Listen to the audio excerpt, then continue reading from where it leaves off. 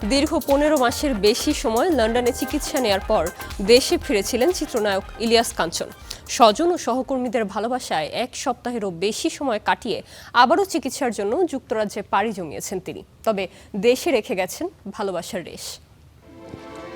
দীর্ঘদিন পর হুইল চেয়ারে চেপে দেশের মাটিতে ফেরা, এরপর প্রায় প্রতিদিন সিক্ত হয়েছেন ভক্ত, স্বজন আর সহকর্মীর ভালোবাসায়। ৩ আগস্ট দেশে ফেরার পর এভাবেই কেটেছে চিত্রনায়ক ইলিয়াস কাঞ্চনের কয়েকটি দিন।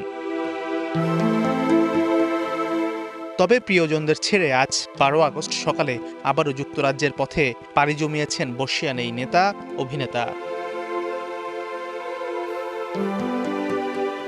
দেশে ফেরার পর পুরনো সহকর্মীদের অনেকেই ছুটে যান তার গুলশানের বাসায়।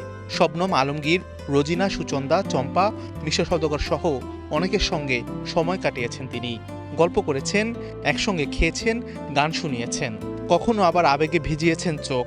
অংশ নিয়েছেন তার গড়া নিরাপদ সড়ক চাই সংগঠনের সম্মেলনেও। ২০২৫ সালের এপ্রিল থেকে লন্ডনে চিকিৎসাধীন ইলিয়াস কাঞ্চন মস্তিষ্কে টিউমার ধরা পড়ার পর অস্ত্রোপচার ও ২ ধাপে কেমোথেরাপি নিয়েছেন তিনি। টিউমারটির অবস্থান অত্যন্ত স্পর্শকাতর হওয়ায় পুরোপুরি অপসারণ সম্ভব হয়নি। তবে নতুন করে ক্যান্সার ছড়ায়নি বলে নিশ্চিত করেছেন লন্ডনের চিকিৎসকেরা। এবার চিকিৎসার নতুন ধাপ হিসেবে শুরু হবে ইমিউনোথেরাপি। ঢাকা ছাড়ার আগে এমনটাই জানায় কাঞ্চন পরিবার। কথা দিয়েছে, আসি আসি বলে জ্যোৎস্না ফাঁকি দিয়েছে।